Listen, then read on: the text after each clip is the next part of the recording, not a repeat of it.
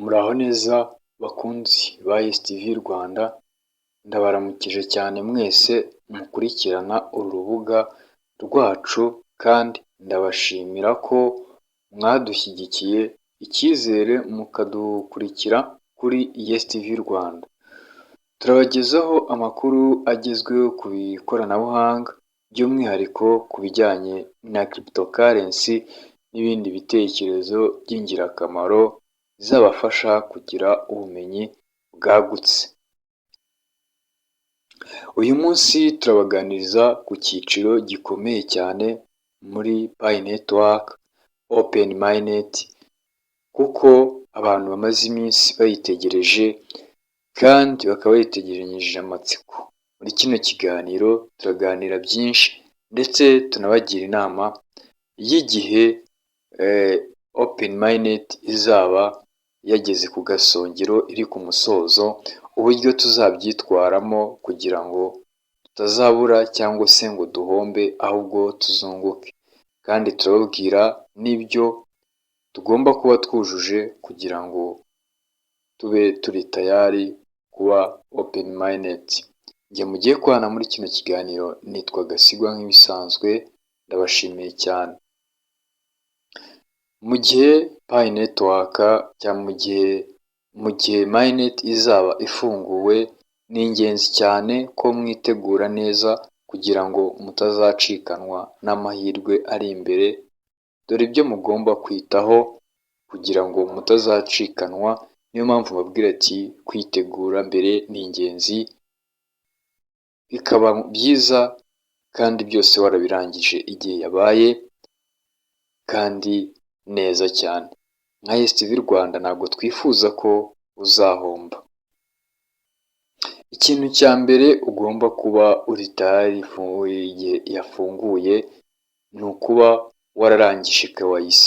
Mwese mugomba kuba mwakoze KYC neza, kuko ari bwo buryo buzemeza ko konti zanyu zemewe. Niba utarabikora, shyiraho gahunda yo kubirangiza vuba. Ikindi ni ukufungura wallet no kuyibika neza. Mugomba kuba mufite Pi wallet yizewe, mumenye neza ko passphrase, amagambo y'ibanga mwahawe, mwayabitse ahantu hizewe, kuko kuyatakaza bishobora gutuma mutongera kubona Pi zanyu, bityo Open Mainnet ikaba yagucaho, ayo mahirwe ukaba wayabura. Ikindi twakubwira ni ukwitegura gucuruza. Iyo Mainnet izaba ifunguye, muzashobora gukoresha Pi zanyu mu bucuruzi no kugura ibintu. Ibyo bisaba kumenya aho gucuruza no gukurikira amakuru y'isoko kugira ngo umenye uko igiciro gihagaze. Ikindi kimenya ku cyerekeye igihugu kugira ngo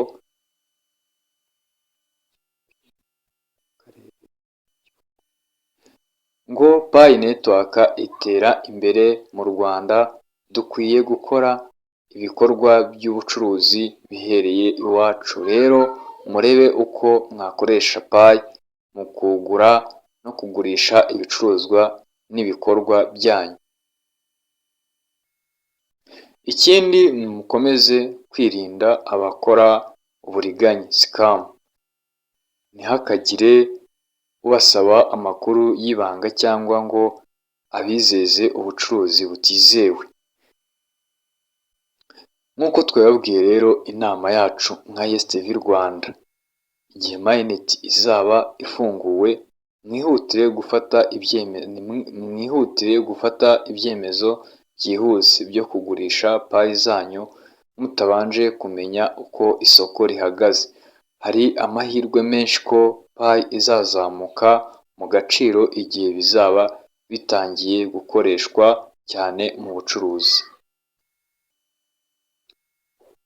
Mwese mukomeze mwitegure neza, kuko Open Mainnet ni intambwe ikomeye ku rugendo rwa Pi Network, kandi ni amahirwe adasanzwe ku bantu bose bamaze igihe bitabira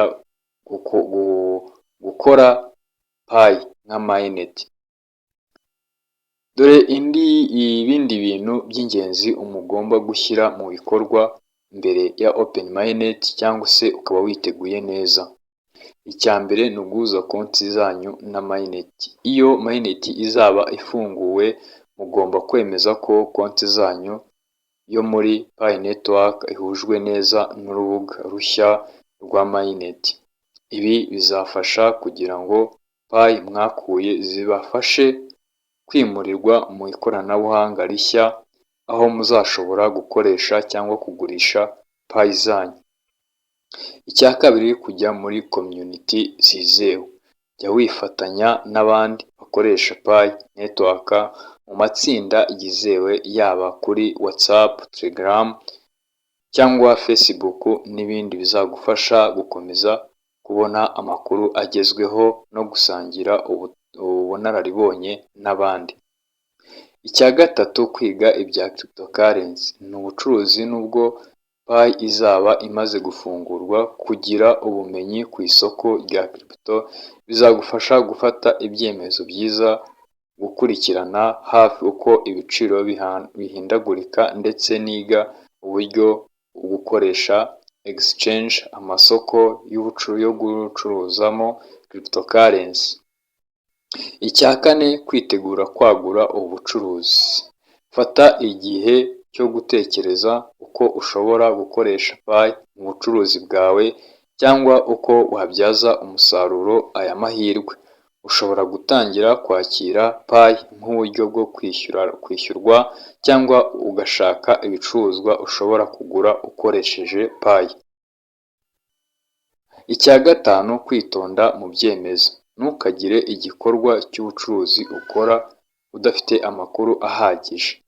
Cryptocurrency igira impinduka nyinshi ku isoko, bityo gufata igihe ukamenya uko ibintu bihagaze ni ingenzi cyane.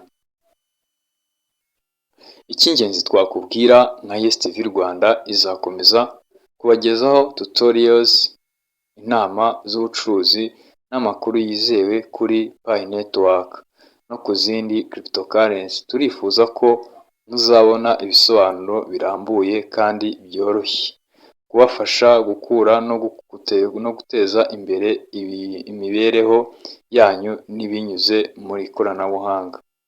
Ntuzibagirwe gukanda subscribe.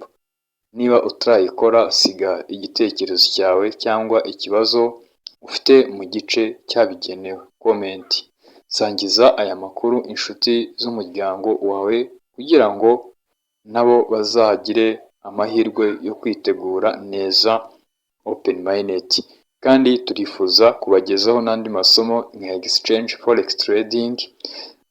Nabasabaga ko niba hari umuntu wakwishimira rino somo cyangwa se ukeneye kumenya byinshi kuri forex trading, nawe yatwandikira muri comment, hanyuma tugatangira n'uru rugendo, kuko byose ni ingenzi cyane. Ni ubucuruzi bukorerwa online kandi ugacuruza amafaranga online bitagusabye biro cyangwa se bigusabe office n'ibindi. Usabwa telefone, internet ndetse n'ubumenyi. Ibyo byose tuzabigusangiza. Icy'ingenzi ni ukutwandikira muri comment ukatubwira niba ubifitiye inyota, ubutaha tukazatangirana urugendo. Murakoze cyane, mukomeze mukurikirane Yes TV Rwanda, aho tuzabagezaho ubukungu bwo mu bitekerezo n'ubumenyi ku isi ya cryptocurrency. Njye mwari kumwe muri kino kiganiro, nitwa Gasigwa Emmanuel Kiza, ndabashimiye naho ubutaha.